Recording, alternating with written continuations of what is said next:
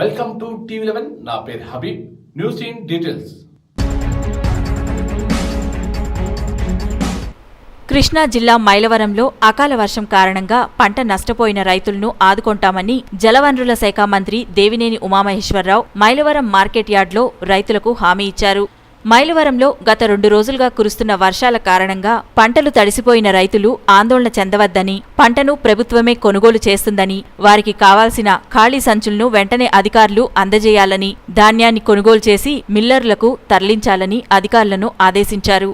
అంతేకాకుండా ప్రతి రైతు అధికంగా పంటను పండించాలంటే అధికారుల సూచనలు క్రమం తప్పకుండా పాటించాలని, రైతు బాగుంటేనే రాష్ట్రం సుభిక్షంగా ఉంటుందని, అందుకే ముఖ్యమంత్రి చంద్రబాబు నాయుడు కొంతమంది యువకులకు ట్రైనింగ్ ఇచ్చి గ్రామాల్లోని రైతులకు సలహాలు సూచనలు ఇప్పిస్తున్నారని, కాబట్టి వారి సలహాలను పాటిస్తే పంటలను రెట్టింపు పండించవచ్చని మైలవరం మార్కెట్ యార్డ్లో ఏర్పాటు చేసిన ఆత్మసభలో ఆయన అన్నారు. ఈ కార్యక్రమంలో market yard chairman Bullibabu, MPP Banothu Lakshmi, sarpanch Nandeti Krishnaveni, ZPTC సభ్యుడు దొండపాటి రాము తదితరులు పాల్గొన్నారు.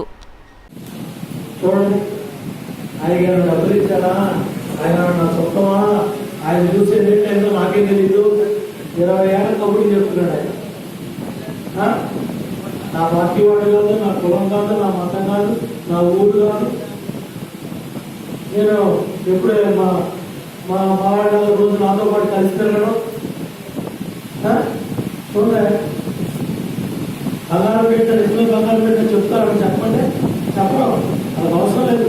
కోటేశ్వరుడు కష్టపడ సంపాదించుకున్న లక్షాధికారులు నేను చెప్పనా. కాబట్టి మంచి అనుకోతే ఏమవుతుందంటే దుర్మార్గం జరుగుతుంది. మేధావులు మౌనం కూడా మంచిది కాదు. ఆడి మీద పిల్లి మీద వెళ్ళి రోజులు ఉంటానే ఉంటాయి. 5 వేళ్ళు సమానంగా ఉండవు, అందరం రుచుల్లో ఒకటిలాగా ఉండవు. కానీ మంచిని ప్రోత్సహిస్తే చెడు చేసేవాడు తగ్గుతాడు. చెడు చేసేవాడు తగ్గితే సమాజానికి మంచిది. మరి దయచేసి మనం మీ అందరికీ మండలానికి ఒక బస్సు ఇస్తాను, అందరం కలిసి పొద్దున్నే వెళ్ళి చింతలపూడి, పట్టిసీమ, పోలవరం చూసి రండి. ఆర్టీసీ బస్సు మంచి బస్సు మీరు చెప్తే మన ఎస్సీ ఇరిగేషన్, ఇక్కడ ఇరిగేషన్ అధికారులు ఉంటారు, మీకు ఇస్తారు. ఒక 50 మంది పేర్లు రాసుకొని ఆ మండలంలో మైలవరం మండలం ఒక బస్సు, రెడ్డిగూడ ఒక బస్సు, దీకొండూరు ఒక బస్సు, అట్లా మీరు ఎవరి కార్డు బస్సు తీసుకొని రాసుకొని మీరు ఏ రోజు పంపించమంటే ఆ రోజు పంపిస్తారు. శుభ్రంగా పొద్దున్నే 6ంటికి వెళ్ళండి. మొత్తం రైతు గింజ తడిసి గుడ్డలో చుట్టామంటే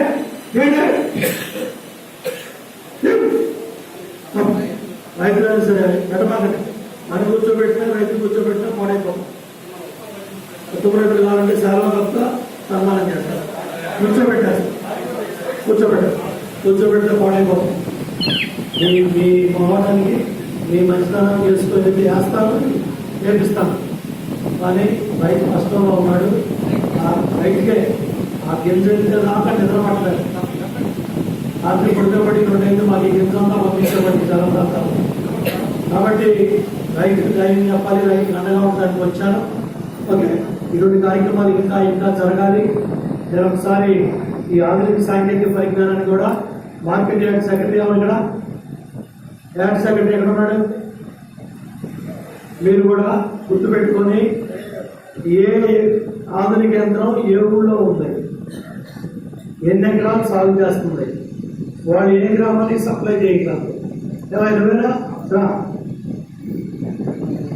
ఎన్ని ట్రాక్టర్లు ఉన్నాయి ఈ మండలంలో, వ్యవసాయ శాఖ ఏ పరికరాలు ఇచ్చింది, ఎక్కడ ఏ వ్యవసాయం ఎక్కడెక్కడ జరుగుతుంది, ఈ లెక్కలన్నీ ఉండాలి. అవసరమైతే కష్టం వచ్చినప్పుడు రైతుకి వాడుకోవడం మందులు ఈ ఊళ్ళో ఎక్కువ ఉంటే పక్కూరు పంపించాలి, పక్కూరులో ఉంటే ఆ పక్కూరు పంపించాలి. ఏ వర్షం ఎక్కడ వస్తుందో చెప్పే యంత్ర పరికరాలు కూడా వచ్చినాయి. వర్షం ఎక్కడ పడుతుందో కూడా చెప్తున్నారు. 6 గంటల్లో మొన్న పిడుగు పడుతుంది. ఎమ్మటే నేను వీడియో కాన్ఫరెన్స్ లో ఉన్నా, కలెక్టర్ కాన్ఫరెన్స్ లో ఎమ్మటే ఎంఆర్ఓలందరికీ చెప్పా, ఎండిఓలందరికీ చెప్పా, అందరిని వెళ్ళిపోమన్నా. ఎమ్మటే స్కోరింగ్ ఇప్పించా టీవీలో, పలానా ఏకొండూరులో, దీకొండూరులో, మైలవరంలో పిడుగు పడుతుంది. చూసారా పిడుగులు పడతాయి, ప్రాణం పోతే జాగ్రత్త, పశువులు జాగ్రత్త, మనుషులు జాగ్రత్త అని వెంబడి టీవీలో టామ్ టామ్ ఎంఆర్ఓలు, తహసీల్దార్లు కింద గ్రామ స్థాయి సేవకుడు దాకా సమాచారాన్ని అరగంటలో పంపించేశాం. 13,000 కోట్లు ఖర్చు పెట్టాం. సుప్రీంకోర్టులో కేసు వేసి ఆపుకుంటున్నారు.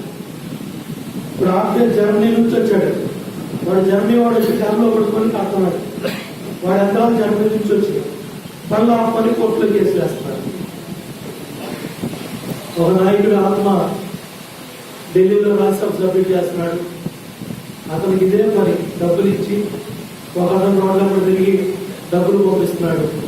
ఒక అతను ఢిల్లీలో కూర్చొని ఈ చేస్తా ఉన్నాడు. ఏదో విధంగా ప్రాజెక్ట్ ఆపాలి. ఆగిపోయింది కాబట్టి చంద్రబాబు నాయుడు జగన్ తెచ్చారు. ఇట్లా కార్యక్రమాలు చేస్తున్నారు. ఏదైనప్పుడు కూడా దేవుడు ఉన్నాడు, సమాజం ఉంది, రైతులు ఉన్నారు. మనం మంచి చేస్తే డెఫినెట్గా అంతా మంచి జరుగుతుంది.